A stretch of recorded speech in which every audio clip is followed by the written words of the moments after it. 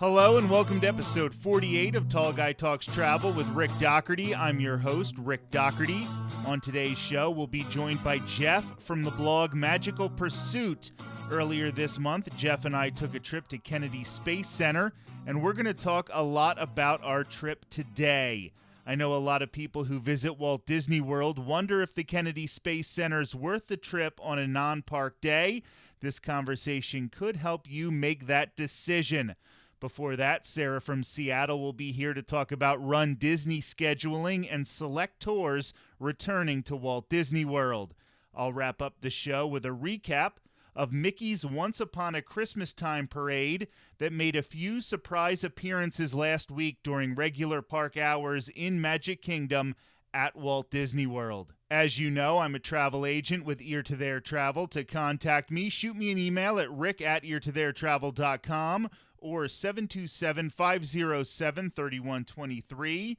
My services are always 100% free to you, and I know Walt Disney World, Disneyland, Universal Orlando Resort, and many other travel locations. Make sure to follow me on social media for videos, blogs, pictures, live streams, vlogs, and even giveaways in the near future. Facebook.com/eartothererick, Twitter.com/Rick_ear, Instagram.com/RickEar2 and Twitter.com/TGTT podcast. Also, like and subscribe to the Tall Guy Talks Travel YouTube channel. We're going to build this thing in 2022. Right now, here's Sarah from Seattle with some Walt Disney World news. Thanks, Rick. If your New Year's resolution involves getting on a treadmill or out on the road and working on running goals, runDisney recently announced dates for Walt Disney World Race Weekend stretching into 2023. An impressive runDisney medal and a run through some of your favorite theme parks can be a nice reward for all of your hard work. There are races that are already scheduled. The first weekend of January marks the Walt Disney World Marathon Weekend. Princess Half Marathon Weekend is scheduled for February 24th through the 27th, and the Springtime Surprise is on tap for March 31st through April 3rd. Our friends on the podcast, Rick Doherty and Marissa from Chicago, will both be taking part in the Tower of Terror 10-miler during the Springtime Surprise. Earlier this month, runDisney announced even more dates. The 2022 Wine and Dine Half Marathon Weekend will take place November 3rd through the 6th. In 2023, the Walt Disney World Marathon is going to be January 8th. The Princess Half Marathon will happen on February 26th. And the Springtime Surprise is on tap for April 13th to the 16th. runDisney virtual events are also available for those of us who don't know when we will get down to Walt Disney World next. This is a chance to earn some great bling while running on a course that's more comfortable for you. runDisney isn't the only aspect of Walt Disney World looking forward to big things returning in 2022. Starting February 6th, some very popular behind-the-scenes experiences will be taking place for the first time since March of 2020. 4 of these tours take place at Disney's Animal Kingdom. They are Caring for Giants, Up Close with Rhinos, Savor the Savannah, and the extremely popular Wild Africa Trek. Over at the Magic Kingdom, Keys to the Kingdom will be back to take guests to backstage areas, including the famous Utilidors. The tour lasts roughly 5 hours and will show you so many things about the park that will have you playing expert with all your friends and family members. I'm Sarah from Seattle, and I will turn things back over to Rick Doherty on Tall Guy Talks Travel. Thank you, Sarah. Now let's welcome Jeff from the blog Magical Pursuit and a Walt Disney World cast member. Thanks for joining us, Jeff. Hey there, how's it going? Doing very, very well. We are going to talk about our recent visit to Kennedy Space Center in Cape Canaveral, Florida. We got to spend a day there. Actually, I'll get into a little bit of the backstory behind it. When everything started reopening in 2020, my wife Courtney and I went to Kennedy Space Center, but so many things weren't open yet.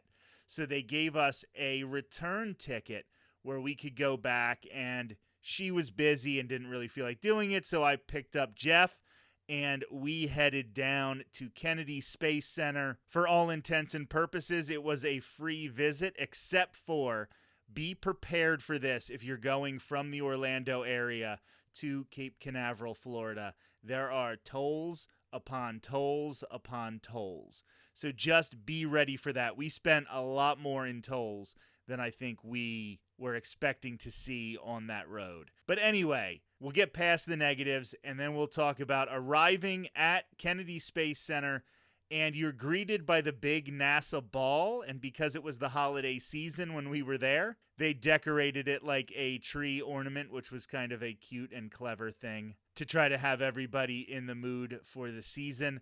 And you're greeted by a water fountain that has a quote from President Kennedy, and it definitely changes its displays throughout the day. Obviously, all of our pictures definitely state what time of year we were there at this particular part, but once we went in, we started off at Heroes and Legends and the United States Astronaut Hall of Fame. So this was your first foray into the Kennedy Space Center going into this building, and what did you think? In my realm, I classify, there's like two types of people. There's your animal people and your space people, and you hardly ever mix. I'm absolutely a space person. I love space. I love the idea of it. I love the vastness of it in comparison. And I genuinely think people that do this exploration and the science behind it and all that stuff, they are heroes. It's amazing what they've been able to accomplish. To me, it's like the pinnacle of humanness is this wanting to understand, and then the science and the technology that goes behind it. So this was a cool place to start off your visit. It's less about America. It's less about the Kennedy space area. It's more all that is wrapped up in it and what they were able to do through history. So it was kind of like a good start in that, like, these are the people behind what happens, whereas the Space Center is more what's happening right now. So kind of understanding the history of what this place was. It's a very good place to start. And then you get to see some actual objects that were in space, or you got to see the console that was used to send rockets into space.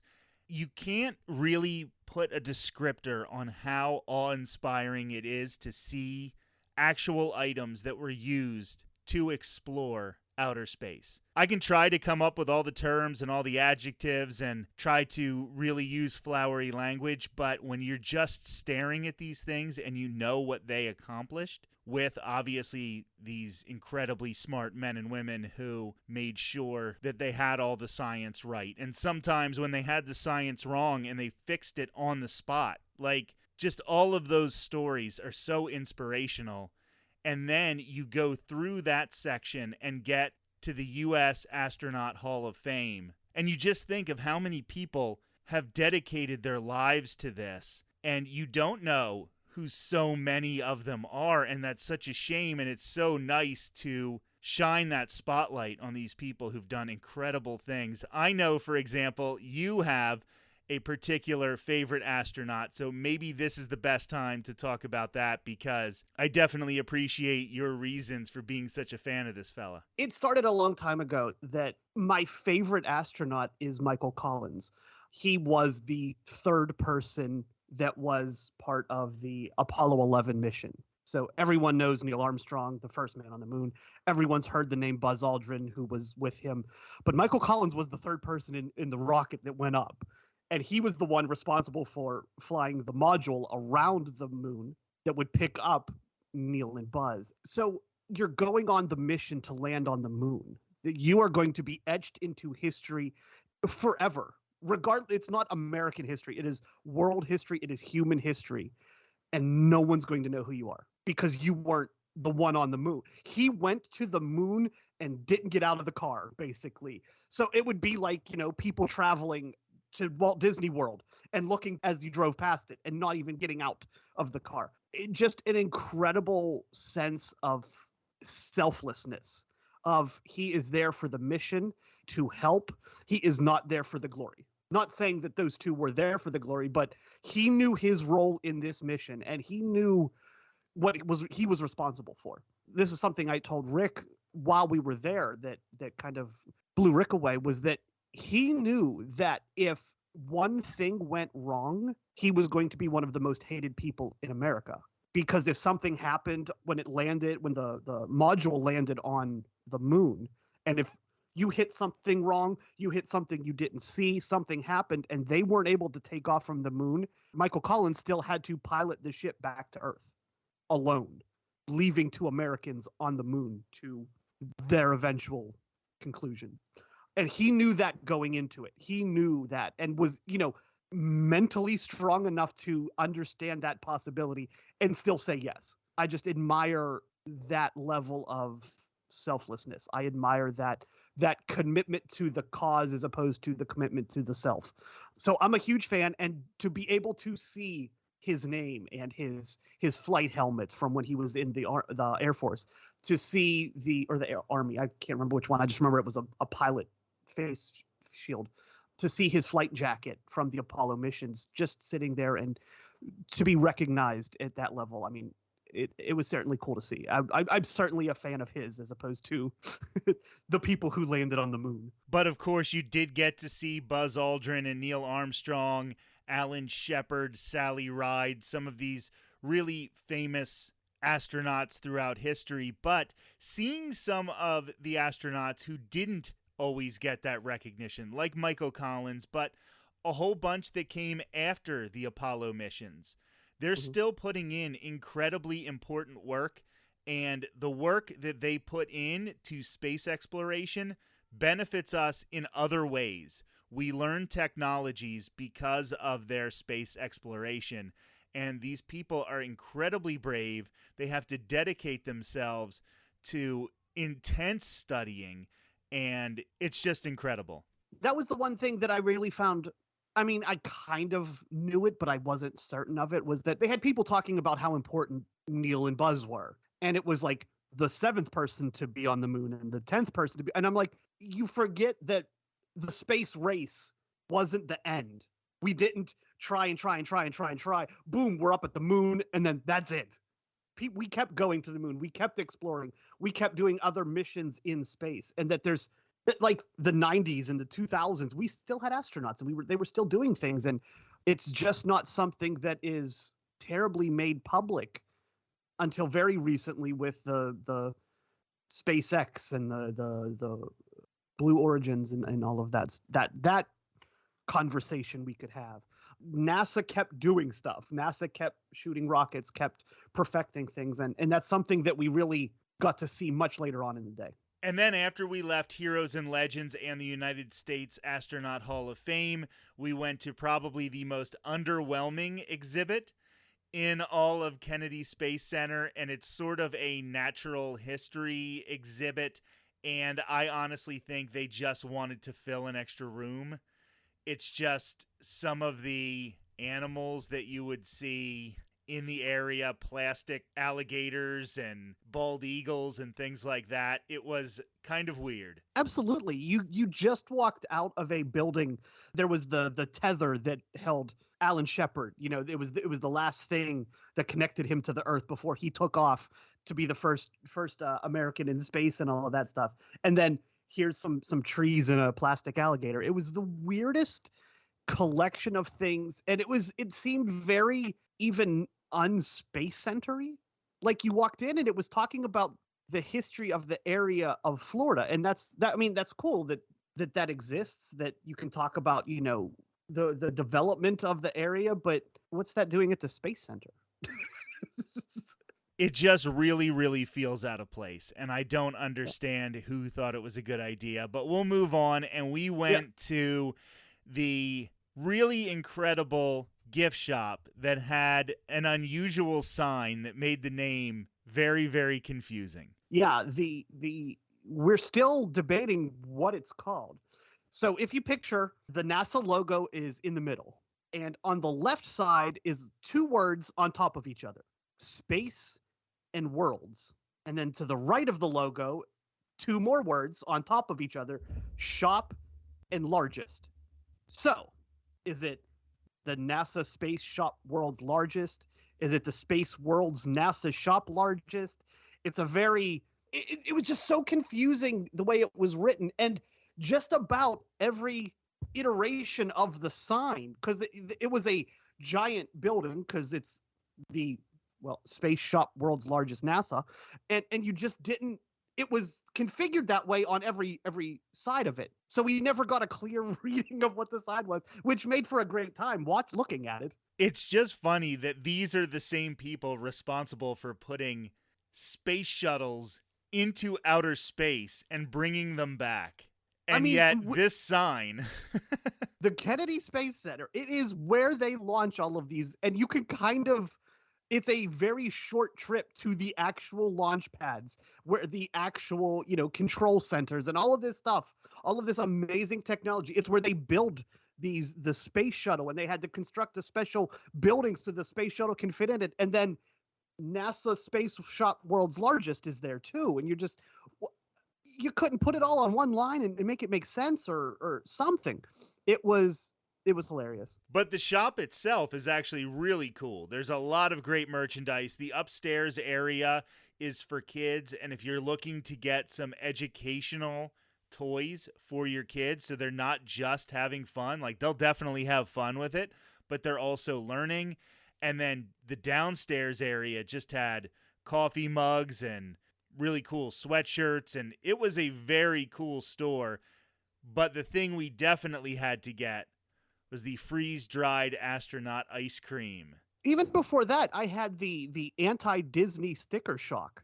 Okay, here's a sweatshirt for $20, and you're just like, that's not what a sweatshirt costs. It's usually $45. I mean, coming from living in Orlando, working for Disney, all of that stuff, just to see a gift shop that had reasonably priced things, it was kind of cool to see. But yes, to the astronaut ice cream. I had it once before. I think you said that you didn't ever have it. If I had it, it was when I was a little kid. It was kind of a when in Rome situation. We had to have it. We were here. I was up early for me. I can say that. It was always, it was 9 o'clock in the morning, but that's early for me. And so I had to have something. And they just had, it was a giant display of it. So it's kind of the thing to get there. It's the Dole Whip of the Kennedy Space Center. You just have to have it while you're there. I got the mint chocolate chip one because I'm a fan of mint chocolate chip ice cream, and it was really good. It was a pleasant thing to have before our next leg of our journey. I had the regular vanilla version, and I actually have a video on the YouTube page of me eating said astronaut ice cream. So that's a little fun thing if you want to go check that out in a little bit. I was surprised at how good it really is. Like, it doesn't taste at all like ice cream, but it definitely is something that you're going to want to get. If you go, I think that's the perfect explanation. It's the Dole Whip of the Kennedy Space Center. So you have to get it. And if you have to get it, it's definitely worth it. Well, before that, you got to meet the space person. The space person. So there is a meet and greet with a character who is dressed in all the astronaut gear. And my guess is there are so many layers because this is a government organization that they initially wanted to say, meet the astronaut.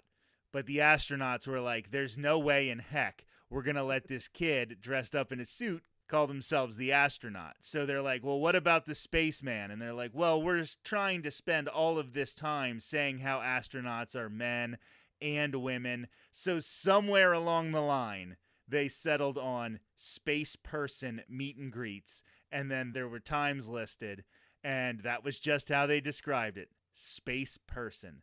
But it's a really cool meet and greet because you want to have that picture. You want to have the picture of you with a space person. You want to have a picture with an astronaut, and obviously they're not going to have real astronauts dressing up and doing these meet and greets, but I have to think that's going to excite kids. They're going to see it. They're going to take those pictures, and it might just inspire them to take STEM more seriously and do more of that stuff in school. Absolutely. To me, that was where you can see the influence Disney has on the area, is that you could picture a government-run facility just being very dry and basic buildings, and just, this is what the Saturn V rocket looks like, and this is what the Saturn VI rocket, like, just all of that very, very bland, very basic. But because they're trying to draw people in and attract people who are down in this area potentially for other reasons, get the kids involved. See what's the cool things for the kids, and just pick ideas and do things that have a little more flair than just a picture of a flag or something like that. But then we did take a bus over to the Apollo Saturn V Center, and the first thing we have to say is you get a virtual queue to take this bus over. You sign up for a time, and the bus will take you over to see all these things. And we made one for 1 o'clock. We thought that would give us enough time to sort of walk around and see things before returning. And our bus driver on the way out there was Bev. And I will tell you, Bev is incredible. She was so fun. This is, like Jeff said, there's such a temptation to make this dry and education-y, but this is almost that Epcot vibe that they have the Disney influence on them. And I could see Bev being one of those cast members at Disney that you just absolutely love, and you make it a point that your family sees her every time. She's just not at Disney. She's at Kennedy Space Center. Made the ride over to the Apollo and Saturn V Center so enjoyable. I believe she said she had been there for like 10, 20 years, something like that. I mean, it's like a 15, 20-minute bus trip, and just knew all of the bits and pieces of the area. Like, we just made one stop. We drove to that center. But she knew the stuff along the way. She was talking about it. There was one launch area that she was pointing out to us. There was the infamous bald eagle's nest that was a highlight of the journey. Just she was so knowledgeable and so fun and energetic. And it's one of those people, you see them and you know they love their job. And they don't love it for the wrong reasons. They love it for the right reasons. They're there. They're not there for a paycheck. They're there because they enjoy what they're doing. And she just exuded that. And it was so nice to see. Jeff being a Disney cast member, and us having a lot of friends who are Disney cast members, and people who do a lot of other jobs that maybe don't pay the most in the world, but you are paid way more if you love your job than just money. And you can tell that she has a passion for what she's doing. And Kennedy Space Center, if anybody ever listens to this, Bev needs a raise. Bev needs her own show on the NASA channel. I don't know, but she was awesome. But then we get to the Apollo Saturn V Center, and there was a lot of cool stuff here, including the actual Saturn V rocket itself. And this took a huge hangar to hold all of it in there, and to just see how massive this stuff is that we send into space, or that we launch, and then part breaks off of the back, and then another part breaks off later, and they just have it there. And you see, I'm 6'4", and I was dwarfed. I was an ant compared to this thing, and it just shows how much goes into each and every time we send somebody to space. To me, you have the basic understanding that it takes a lot to go to space. Just that phrase, it takes a lot to go to space. And then you get to see how small and cramped the area is where the astronauts are sitting. And then you see how small that tiny amount of metal that is surrounding them. And then you see the vast stretches of fuel tanks that this rocket is. The rocket is, 80% fuel tanks, because that's what it takes to get this out of the Earth's orbit, out of the Earth's atmosphere into orbit. Because, like you said, the parts break off. And it needs to do all of that in order to put 3 tiny humans on the surface of the moon. It was just incredible to see that and know that back in the 60s and the 70s, and that one screw not screwed tight enough is disaster. One, like we saw hundreds of miles of cables and wires, and if one of those isn't connected, oops, we have no more oxygen. And to know that everything was so meticulous and so exact, and then you have the crew that worked on it, and then you have the people that were responsible for the launch. It's not just Neil Armstrong landing on the moon. It's not just one man who did it. It was an incredible feat of technology and science, of mathematics, and a whole string of people that went into it. As you stand there and look at this gigantic, almost indescribable. That's why I love it. It's, you just look at it and all of that comes into focus.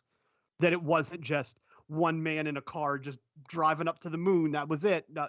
No stops for gas, no nothing. It was just him. No, you can see how much went into it and what an incredible feat that was. Jeff and I are going to continue this conversation in next week's episode of the show. We'll talk about 2 experiences at Kennedy Space Center that are equally dramatic, but for completely different reasons. You won't want to miss it. Before we end things for today, I wanted to give you a little recap of Mickey's Once Upon a Christmas Time parade at Magic Kingdom. This was the first full-length parade to return to Walt Disney World following the reopening of the parks in July of 2020. Originally, it was just as part of Disney's Very Merriest After Hours party, which was a special ticketed event.